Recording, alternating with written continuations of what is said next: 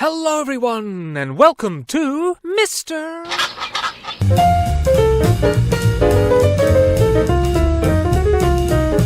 This is Africa, and here is Eritrea. Now let's go, shall we? Eritrea's beginnings are as shadowy as every other land, but far-flung antiquity is a bit better documented here than in many other places, thanks to the cave-based pictorial efforts of the ancients who dwelt here. Centuries passed, and Eritrea became part of the land of Punt that so fascinated the Egyptians. Female pharaoh Hatshepsut famously funded a trip here by boat to trade around 1469 BC. Here we see some Puntite myrrh trees acquired for transplanting into the soil back home. Relations between Egypt and Punt appear to be good, and trade continued between the two kingdoms for quite some time. As Punt declined, other states arose in Eritrea, such as Darmut, with cities and iron technology to aid their agricultural efforts. Then a big change happened. Semitic speakers from the south of Arabia crossed the Red Sea into Eritrea, and their language, written script, and culture would come to permeate the country. From around the 1st century AD, Eritrea and northern Ethiopia formed the powerful kingdom of Aksum, situated in a commercially ideal spot, linking trade from India to the Mediterranean. And while the Aksumite capital was in what's now Ethiopia, the chief port city, Adlis, was in Eritrea, and for centuries was a busy harbour, lively with the exchanging of gold and spices and slaves. Christianity became the national religion in the 4th century, and to this day it remains the majority faith of Eritrea. Aksum expanded its territory via military conquest, but it was war that also caused its decline, particularly its late 6th century wars with Persia. The 7th century saw the dawning of Islam, and early Muslims fled Arabia to Eritrea, and the Christians sheltered them. Today, Islam is the second biggest religion in Eritrea. As Muslims gained control of the Red Sea region, the Aksum kingdom's decline accelerated, as it lost its crucial crux of commerce. However, the Christians regained the region in the 1400s with the Midr Bahri kingdom. Over the centuries, they fought several times with the Ethiopians, as well as the Somalis, and sometimes formed alliances with one or the other. But despite being great fighters, they could not prevent the steady incursion of the Italians, wanting to join the colonial endeavour like other European states, as well as cash in on the Red Sea trade opportunities. The Italian occupation saw rapid modernization with construction of railways, cableways, and Art Deco gas stations, and the later imposition of Mussolini's fascism. Eritrea was liberated by the British in World War II, but the Allied powers didn't really know what to do with Eritrea, which was religiously divided and had bad blood with its neighbours. Yet, in 1950, the UN handed it to Ethiopia, which many Eritreans didn't like, so they began fighting for independence, which they won after Eritreans defeated Ethiopian forces in 1991, becoming a sovereign nation in 1993. Then things simmered down for a while, and